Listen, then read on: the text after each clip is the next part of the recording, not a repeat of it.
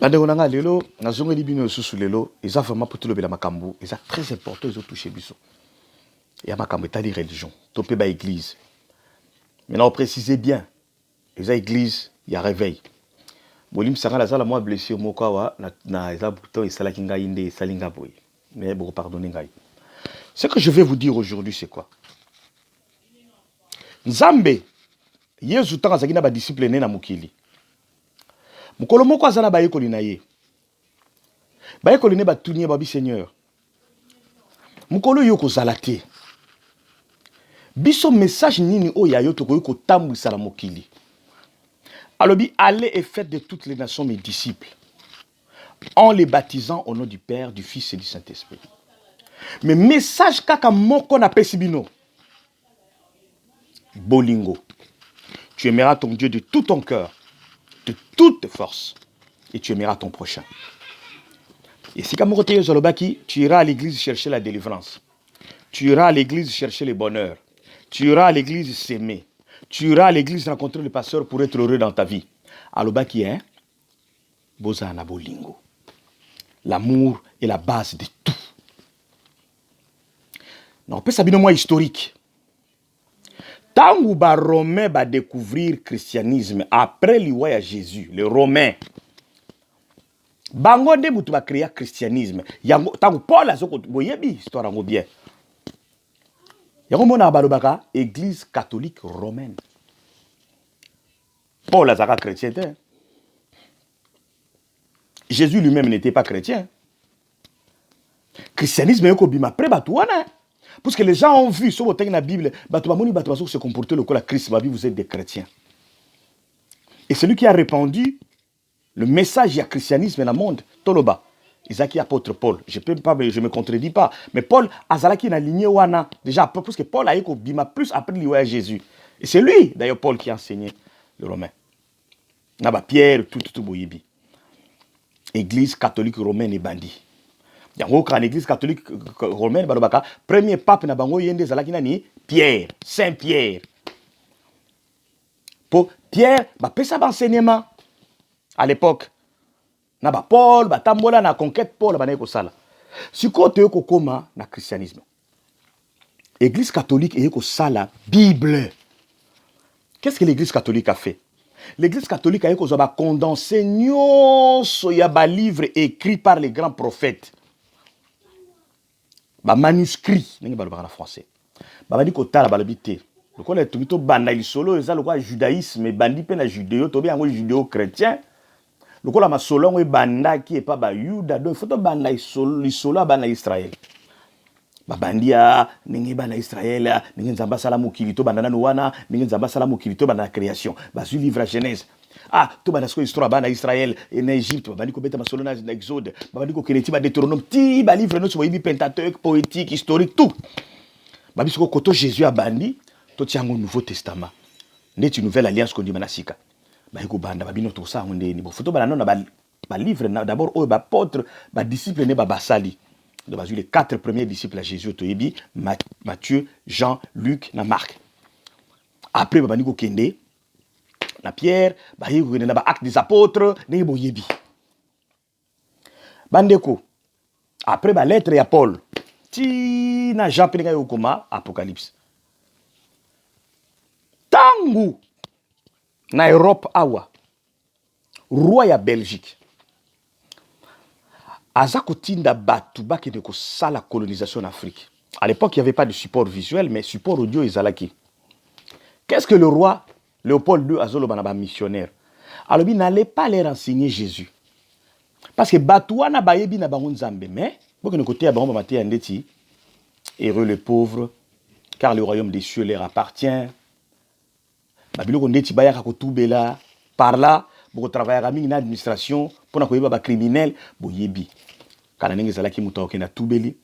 Nzoka yebite. Kake sika sango ya tubeli sangwana ki kufunda yekuna na mbila bakangi. Tu es koma na protestantisme na Martin Luther. Martin Luther ayeko sala protestantisme na yeko telebela catholique. Orthodoxe pe babimi. Martin Luther na sima na ye ba protestant babimi lokola ba presbytérien, ba méthodiste, ba baptiste ainsi de suite. Tu veux qu'on un peu plus tard. Tu veux qu'on bima oh toujours benga bongo les églises de réveil. Oh ils a presque bana ba bimi. Biso ne soka atolo l'église catholique et bimi ba protestant et protestant et bimi l'église de réveil. Na pona mboka na biso Kinshasa par exemple.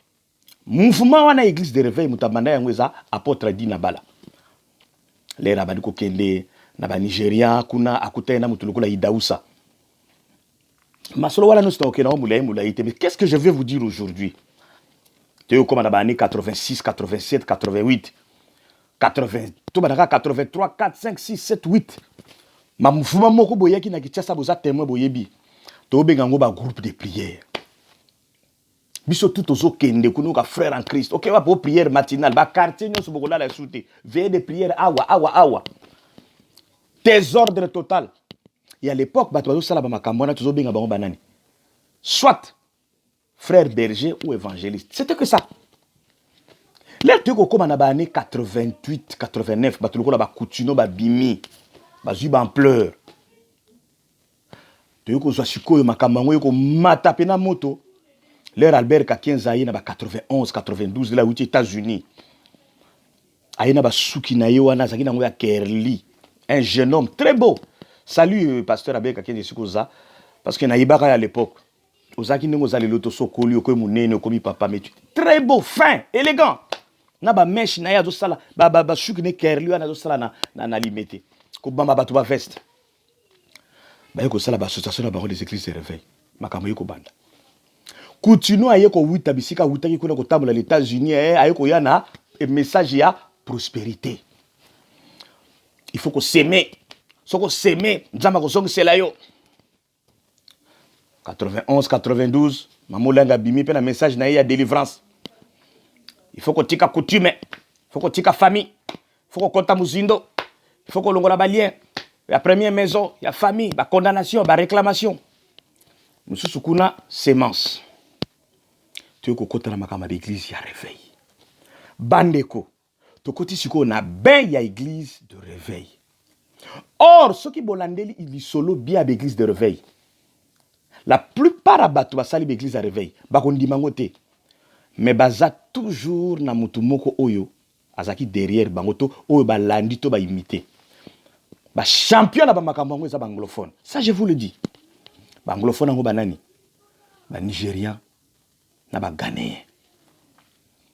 Ba kolo ba makambo masolo na bango. Bango kuna na mboka na bango balobaka church is the business. Église is a business. Bande ko na lingi suko na chuté. Na likambo ya ndeko na biso Alf le Kaou. C'est là où je veux en venir. Tout ce que notre frère là, où en Afrique du Sud, Alf le Kaou fait, na tie na défi. A omone longi na ngai. Ayebi. Tout ce qu'il fait est faux.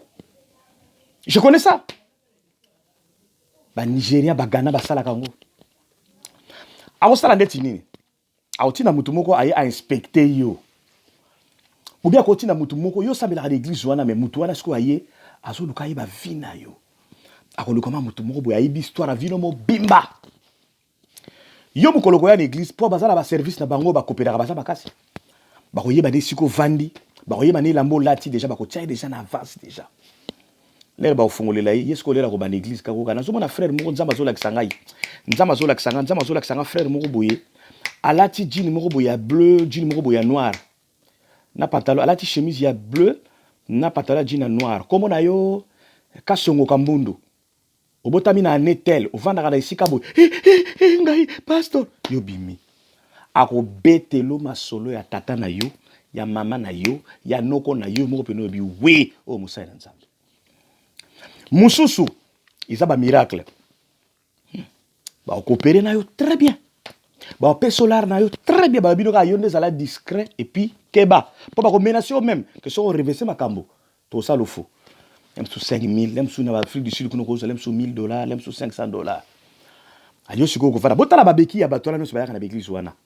Na ba chaise roulante na bango za propre. Au mona yo na beki zo ya na chaise roulante. Ba ko lexa bino ka liboso. Bon mona ka série mo le kaka ya Beni Hill. Moi na betara mutu moko boye histoire moko le kaka ya Beni Hill. Moi na betara mutu pour nini.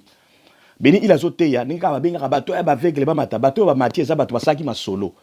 Siko aveugle moko azala kona ya vrai alinga mata. Donc mwana beni il azaka na bato sécurité ba beta joana il kati na éviter soki olanda ngo. Pour alinga yo bebisa ko. Siko c'est ce qu'ils font. L'air ba rozoyo siko.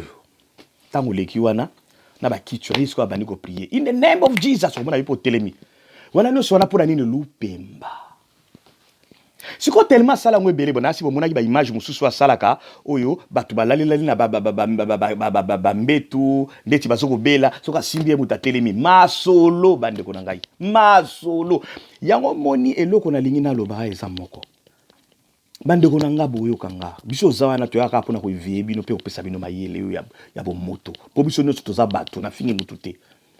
Il arrive des moments mutu fa ko maka mutu qui vous zoba ceux qui peuvent continuer et que vous devez comprendre te azaka zoba c'est que c'est comme sous bande ko église ngo bokendaka so botali batwa na ndenge babonga so que botali batwa na opulence bazo vivre nango so botali ba vie na bango bongo bino passer luka wana sa soki na 2 jets privés ba voiture Bentley wana ba voiture wana Bentley bomo na exacta ba $500,000 na za jaloux na yete s'il vous plaît c'est un compatriote congolais na obonde la ina zonga na nzela ya nzambe na jaloux na yete na za bien ndenge na zo vivre na mukeo na zwaka soki moi 1000 300 1500 salaire soki 2000 soki 10,000 euros ya salaire eza nango je ne suis pas jaloux mais na zo sabino de vérité obanga nzambe s'il vous plaît bo sakani na peuple de Dieu trop.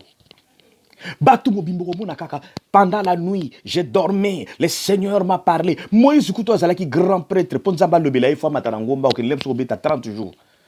Bino, Olali na Ponyo, Zakina Mwasina, Sakani Sakani, Natongo Yaroyem Sabato. Dieu m'a visité la nuit, Dieu m'a parlé. Moutez ma Bible, vous savez, dans l'obité que Zate, s'il vous plaît, je ne veux pas que les gens interprètent mal mes propos.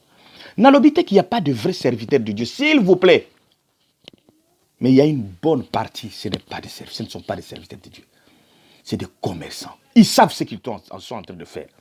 Bon, et Bibi Moko Kale, Zala qui Bamunyo, c'est l'église catholique. Kola Taba Soutane, ils ont péché. Oh, Babilamba, l'église catholique, il y a le monde pandémonium. Mais Bamunyo, ce coup, le Bakomo, Kola Taba Soutane, Kola Kanamba, Bena, Bapape. L'air Bakambo et Banda qui s'est écarté dans le Binabino tout à l'heure. Ils allaient soit évangélistes, soit frères en Christ. Mais le lieu est comment? Bishop. Archibishop. Bishop est l'accent en français. Évêque. Archibishop est l'accent en français. Archevêque. Pourquoi bazu ba moi en anglais? Parce que vous n'êtes pas anglophone quand complexe. Bah tu vas BBC église à réveil. C'est les anglophones là. Nigeria, Ghana. Kuna des fois té. Kuna peut d'abord qu'une église de 4 cercueils et côté bah tu vas koufa ya masolo. Bah c'est que si bango. Ya masolo. Et ils ont pris ça là-bas. Il y a un pasteur comme ça chez les anglophones, surtout en Afrique du Sud, bango nzambe zakalokola nganga. Et lui il a compris les jeux. A vendu sur place, à étudier bien terrain, c'est un type intelligent.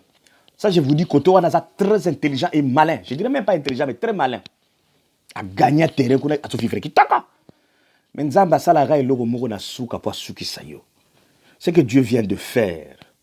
Pasteur Lucas, si vous me regardez, si vous aurez l'occasion de me regarder, là, je veux m'adresser à vous directement en français.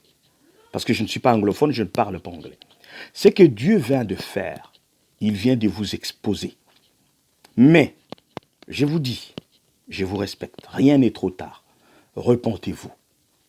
Repentez-vous. Parce que jusque-là, vous êtes encore un païen. Ça, je vous le dis. Repentez-vous. Borgay, bozarana, ya pamba pamba, un orgueil au passer. Non, non, non, repens-toi. Tu n'es pas un homme de Dieu. Tu es un aventurier, tu es un escroc. Je mâche bien, pas mes mots, hein. Je dis bien escroc, bandit des grands chemins. Bato basala ka bakolo na yo leki bango yo sa biloko ba Nigeria basala ka ba Cameroun basala ko ba benga frappe yango zo sala zo frapper bato ki toko mena bonzambe et c'est ce que beaucoup de pasteurs font. Je vous dis l'heure vient et elle est déjà venue où Dieu va commencer à vous frapper. Ngana lo bakango ba respectaka bato mais nzambe ba banga kai. Moi je ne crains jamais les gens mais je respecte les gens. Mais Dieu je le crains parce que lui il a le pouvoir de donner la vie et il a le pouvoir aussi de donner la mort. Mais toi qui me regardes, tu n'as aucun pouvoir sur moi. Si Dieu ne l'a pas permis. Parce que je sais que ce Dieu-là est juste. Et surtout quand tu dis quelque chose qui est juste, il est là toujours avec son armée pour te défendre. Nous ne cesserons pas de vous dénoncer. Comme ici, Zoba, esclave. Il y a des frères qui parlent de ça tout le temps. Mais les gens sont toujours dans l'aveuglement. Aveugles. Mutazaye komona te banda botama. Patrice alobango te. Akomi komona le bakamati balobi ne couleur ni yepe rouge yo mona te bado botama yebi ndeni ke za rouge. Le Seigneur, pendant plusieurs années, j'avais un serpent de plus de 2 km dans mon ventre. Quel serpent de 2 km dans ton ventre? Serpent de 2 km dans ton ventre au ventre. Oh, spirituel. Spirituel anini. Le kuta. Oza mwasi. Oza la posa libala. Lata kitoko. Tamola nanzela. Mubali ka wea kolingo wana. Ye wana de mubali nzamba poleli yo. Oza mwasi. Obali ozuzo mabota te. Kende ko mona ba médecin. Basala yo insémination artificielle. Bozoko kosa bato inséminatoire artificielle ezali sumu. Obana na bayitaka na monde serpent. Bino banani. Le kuta bandoki. Nana pesa nzambe mayele wana a pesa ba docteur. Bien aimé, oh nazo sala toza ko beta ka mbela. Boko mama yele s'il vous plaît. Na pekiti bino nzambe te, mais boyeba où vous allez. Boyeba église pe bozo fréquenter. Congolais fanatique. Wana kuti za ba congolais te za ba anglophone. Pareil ba yaka kokosa kosa bino. Je connais certains ici, je ne vais pas citer de noms. Ba aventure belé ba sala ka ba anglophone. Na loba loba kutute. Ti na moko te. Lukuta et vous êtes là en train d'observer ozo talape. Amen, bani ko beta maboko. Mais bozo bandingi ni. Nzamba lobi nanga pour ça quelque chose na vie na yo, il faut s'aimer, il faut s'aimer ce neza eloko moko ya makasi yo ko salo pasi. Na mbongo pasi obimaka ya malili na poto. Yo anoki ozimo 1000 na yo salaire opesi. Lobi kuno soko ko futa ndako to komi yo. Yango na tiaki mbongo ngana kansengi ninga pasteur lobi nzamba ko zonga. Nzamba sala lobi kelemba bingwako. Nzamba sala lobi kelemba. Bozo ko sabatu pona nini? Pourquoi vous êtes en train de tromper les peuples de Dieu? Pourquoi vous êtes en train de bouleverser les peuples de Dieu? Et pourtant, le message du Seigneur est simple. Seigneur a tiré un message, l'amour du prochain. C'est tout. Alors, cherchez premièrement le royaume des cieux et tout vous sera donné par-dessus. Le royaume des cieux et sa justice. Quelqu'un qui marche dans la crainte de Dieu, le miracle devient son quotidien. Quelqu'un qui marche dans la crainte de Dieu, aucun mal ne peut lui arriver.